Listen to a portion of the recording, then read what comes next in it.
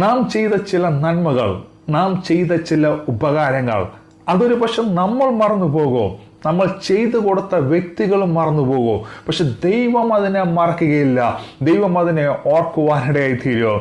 ഒരിക്കൽ അഹോശ്വരസ് രാജാവ് മൊർദെഖായിയെ ഓർത്തതുപോലെ ആ രാത്രിയിൽ അഹോശ്വരസ് രാജാവിന് ഉറങ്ങാൻ കഴിഞ്ഞില്ല. ദൈവം അഹോശ്വരസ് രാജാവിന്റെ ഉറക്കത്തെ കെടുത്തിക്കളഞ്ഞു. എന്തിനാണെന്നറിയാമോ? മൊർദെഖായിയെ ഓർക്കുവാൻ, മൊർദെഖായി ചെയ്ത നന്മകൾ ഓർക്കുവാൻ, മൊർദെഖായി ചെയ്ത ഉപകാരങ്ങൾ ഓർക്കുവാൻ. അതും മാസങ്ങൾ, വർഷങ്ങൾ ഒരുപക്ഷെ മൊർദെഖായി അതിനെക്കുറിച്ച് മറന്നു കാണും. അഹോശ്വരസ് രാജാവും മറന്നു. ആ രാജ്യം മുഴുവനും മറന്നുപോയി. പക്ഷെ ദൈവം അതിനെ മറന്നില്ല. ആ രാത്രി ദൈവം അഹോശ്വരസ് രാജാവിന്റെ ഉറക്കത്തെ കെടുത്തിക്കളഞ്ഞിട്ട് അഹോശ്വരസ് രാജാവ് ആ ദിനവൃത്താന്തം പുസ്തകം തുറന്നപ്പോൾ മൊർദെഖായി ചെയ്ത കാര്യങ്ങൾ അതിനകത്ത് രേഖപ്പെടുത്തിയിരിക്കുന്നു. ആമേൻ. ആ കാര്യങ്ങൾ കണ്ടുകൊണ്ട് അഹോശ്വരസ് രാജാവ് മൊർദെഖായിയെ ആദരിക്കുവാനിടയായി തീർന്നു.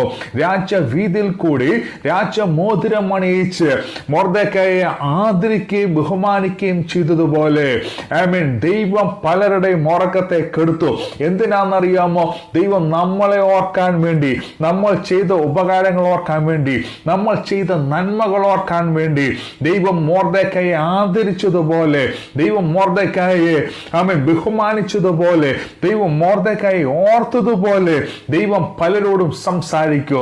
ദൈവം പലരോടും ഇടപെടും. ദൈവം ചിലരുടെ കാതുകളിൽ ചില ശബ്ദങ്ങളെ കേൾപ്പിക്കൂ.